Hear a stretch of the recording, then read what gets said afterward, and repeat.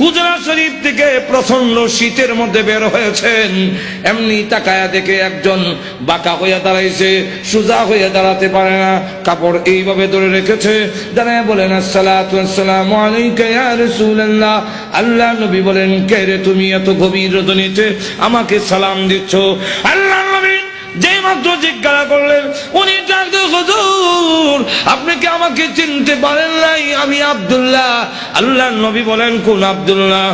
নবীজি, কিছুদিন আগে ইসলাম ধর্ম গ্রহণ করেছি,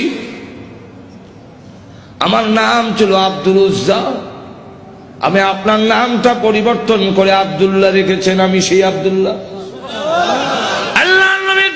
বলেন, আমার আব্দুল্লাহ তো ধনী বাপ চাচা, তার বাপ চাচা ধনী ব্যবসায়ী ছেলে, সকাল বিকাল কাপড় পরিবর্তন করে আসতো।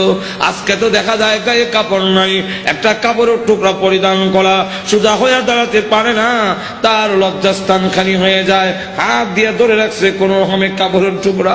আল্লাহ নবী বলেন, আমার আব্দুল্লাহর এই অবস্থা কেন? শীতের মধ্যে তরতর করে কাঁপতেছে, কিন্তু কোনো কথা বলে না, কোনো ডাক দেয় না। নবী গো, অপেক্ষায় বসে আছি, কোন সময় আপনি বের হবেন? আপনার নুরানি চেহারা যদি এক নজর দেখতে পারি, তাহলে আমার অন্তরে আর কোনো দুঃখ থাকবে না। আল্লাহ নবী বলেন, কি হলো তোমার এই অবস্থা কেন? আব্দুল্লাহ, হুজুর আপনার দরবারে কেন আসা যাওয়া করি? আমার চাচা আমাকে বলেছেন বাড়ি ছেড়ে যেতে হবে, আর না হয় মুহাম্মদের দরবার ছেড়ে যেতে হবে। নবী গো, আমি ঘোষণা দিয়েছি, প্রয়োজন বুঝে আপনার বাড়ি কেন তাম পৃথিবী ছেড়ে দিতে পারি, কিন্তু একটি মুহূর্তের জন্য বিশ্ব নবীর দরবার আমি ছাড়তে পারবো না।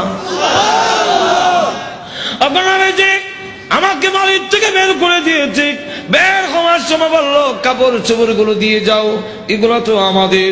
উদ্দেশ্য হইল আমি উলঙ্গ হয়ে গেলে এটা যাব না, লজ্জায় তখন করে বসে থাকবো, আপনার দরবারে আসবো না। আমি তখন আমার চাচাকে জানাই দিলাম, ওগো চাচা, কাপড় হারাতে পারি, ইজ্জত সম্মান হারাতে পারি, আমি সর্বহারা হতে পারি, কিন্তু আল্লাহর কসম ঈমান হারা এক মুহূর্তের জন্য হতে পারবো না।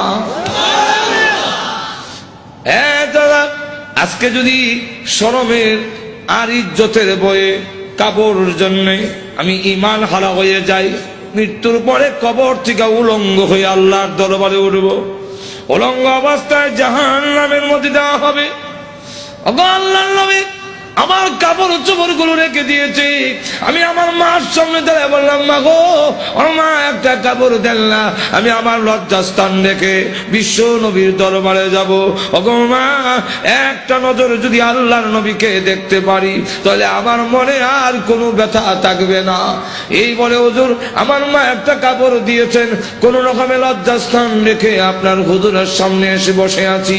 কোন সময় আপনি বের হবেন, আপনার চেহারা মুবারক একটা নজর দেখার জন্য বসে আছি।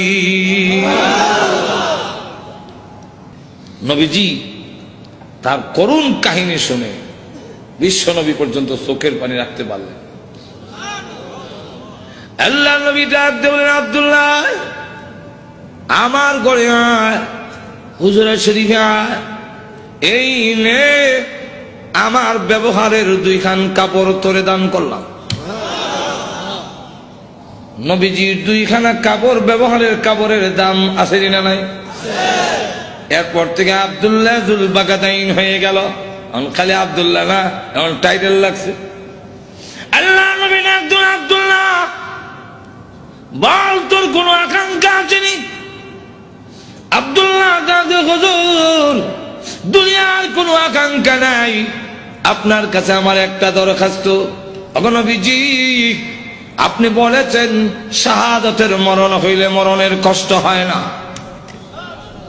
আপনি বলেছেন শাহাদাতের মরণ হইলে কবর গেলে মুনকার নাকির আসে না, আপনি বলেছেন শহীদ হয়ে মরলে কিয়ামতের মাঠে কোনো হিসাব কিতাব হবে না, বিনা হিসাবে জান্নাতে যাবে। তাই আমার দরখাস্ত, ওগো নবীজি আপনি আল্লাহর কাছে বলুন আমার শাহাদাতের কামনা যেন মহান আল্লাহ কবুল করে নেন। নবীজি দোয়া করে দিলেন, দোয়া রসুলের দোয়া, হাত উঠাইতে দিদি আর তো কবুল হইতে আল্লাহ নবী বিশ্ব নবী রাহমাতুল লিল আলামিন দোয়া করে দিলেন। এখন আব্দুল্লাহর জন্য দোয়া কেমন কবুল হয়ে গেছে। তবুকের যুদ্ধে গেলেন, কিন্তু তবুকের যুদ্ধটা হইল না, ফিরে আসবেন। আব্দুল্লাহ রাস্তার মধ্যে অসুস্থ হয়ে গেলেন, সেখানে তিনি ইন্তেকাল করলেন। আল্লাহ নবী ঘোষণা দিয়েছেন, আল্লাহর রাস্তায় যখন মানুষ বের হয়ে যায়, রাস্তায় মারা গেল শাহাদাতের সওয়াব তাকে দেওয়া হয়। আমার আব্দুল্লাহকে গোসল দাও, কাফন পরাও, আমি নিজে জানাজার নামাজ পড়াবো। নবীজি নিজে জানাজার নামাজ পড়াইয়া লাশ যখন কবরের দিকে নিয়ে যায়, নবীজি পিছনে পিছনে যায়। কবরের পার গেলে পড়ে ডাক দিয়ে বলেন, সাহাবীরা রে, কেউ কবরে নামবে না, আমি তার কবরে নামবো। নবীজি আব্দুল্লাহ রাদিয়াল্লাহু আনহুর কবরে নামে দুই কাঁধ হাত উপর দিকে বাড়ায় দিয়ে বলেন, রে আব্দুল্লাহ, সাহাবীরা দে লাশটা আমার হাতে দে। একটু জোরে কর না, দে আমার আব্দুল্লাহর লাশ আমার কোলে ছেড়ে দে। নবীজির কোলে ছেড়ে দিলে নবীজি এইভাবে লাশটা উপর দিকে উঠাইয়া আকাশের দিকে তাকায় বলে, আল্লাহ, আমি আব্দুল্লাহর প্রতি খুশি, তুমিও খুশি হয়ে যাও।